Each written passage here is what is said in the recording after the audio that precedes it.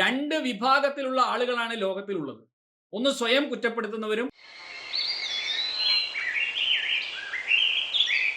മറ്റൊന്ന് സ്വയം ലജ്ജിക്കുന്നവരും. കുറ്റപ്പെടുത്തുന്നവർ ആരാണ് എന്നറിയാമോ?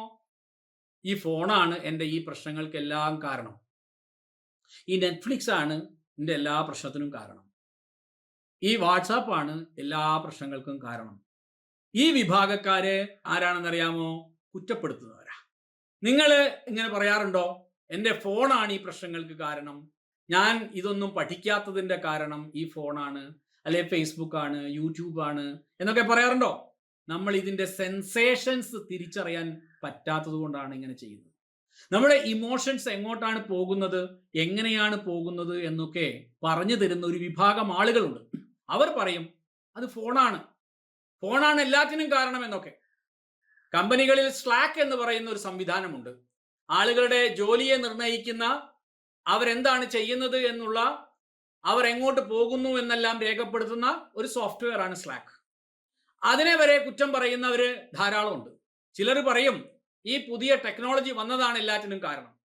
ഈ ആധ്യാത്മിക പ്രഭാഷകര് മൊത്തം പറയുന്ന കാര്യം ഇതാണ്: എല്ലാ പ്രശ്നങ്ങളും ലോകത്തിൽ ഉണ്ടാകാൻ കാരണം ഈ ടെക്നോളജിയുടെ വരവാണ് എന്നൊക്കെ അങ്ങ് പറഞ്ഞളയും. ഇത് പറയുന്നത് ടെക്നോളജി ഉപയോഗിച്ചിട്ടാണ്.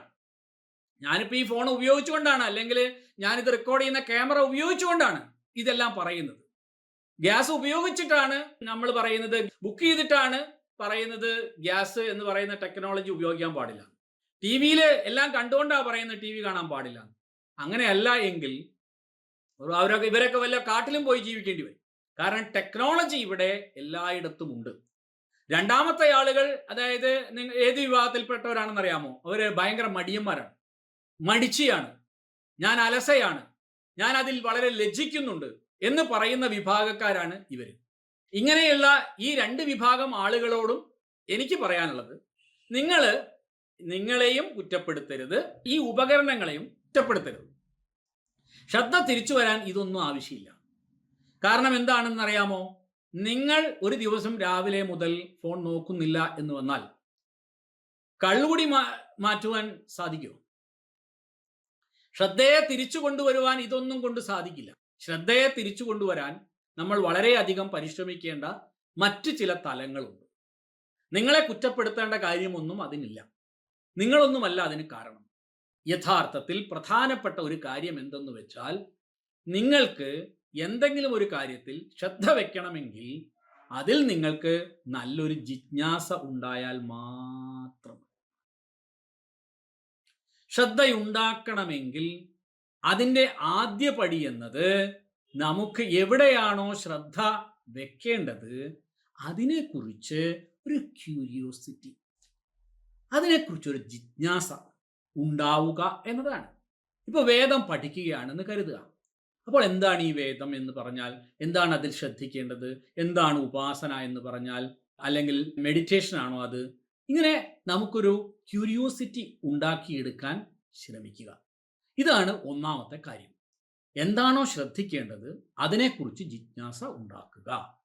എന്നോട് പലരും ചോദിക്കാറുണ്ട്, നിങ്ങൾ എങ്ങനെയാണ് ആളുകളുടെ പേരുകൾ ഓർത്തു വയ്ക്കുന്നത് എന്ന്.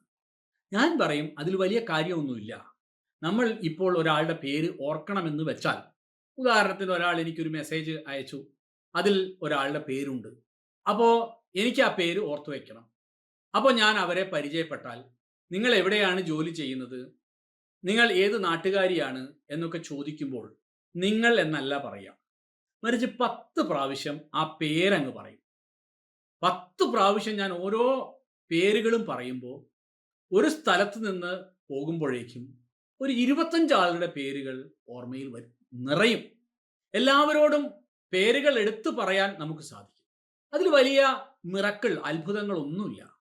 റിപ്പീറ്റ് ചെയ്ത് മനസ്സിൽ ഉറപ്പിക്കുക. വളരെ യൂസ്ഫുൾ ആയിട്ടുള്ള ഒരു കാര്യമാണിത്. നിങ്ങളോട് ഞാൻ ഷെയർ ചെയ്യുന്നത് ഇത്തരത്തിലുള്ള ഗൗരവമുള്ള വിഷയങ്ങളാണ്. ഇതെല്ലാം ഞാൻ എൻ്റെ ജീവിതത്തിൽ യൂസ് ചെയ്യുന്നതാണ്, ഉപയോഗിക്കുന്നതാണ്. നിങ്ങൾക്കിത് ചെയ്യാൻ പറ്റും. ഞാൻ കഴിഞ്ഞ ദിവസം ഒരു കാർ ഷോറൂമിൽ പോയി. അവിടെയുള്ള 6-7 പേരെ എനിക്ക് ഇപ്പോഴും പേരെടുത്ത് പറയാൻ സാധിക്കും. നിങ്ങൾ എൻ്റെയോ ആരുടെയെങ്കിലുമോ പേരുകൾ ഇങ്ങനെ പഠിച്ച് പിന്നീട് അവരെ പേര് വിളിച്ച് കുശലം ചോദിക്കുമ്പോൾ അവർക്ക് നിങ്ങളോട് തോന്നുന്നൊരു ഫീല് വേറെ തന്നെയായിരിക്കും. അപ്പോൾ പറഞ്ഞു വന്നത് കാര്യങ്ങൾ പഠിക്കാനുള്ള ക്യൂരിയോസിറ്റി ഡെവലപ്പ് ചെയ്യുക എന്നത് ശ്രദ്ധ ഉണ്ടാക്കാൻ വേണ്ട പ്രധാനപ്പെട്ട ഒരു കാര്യമാണ്.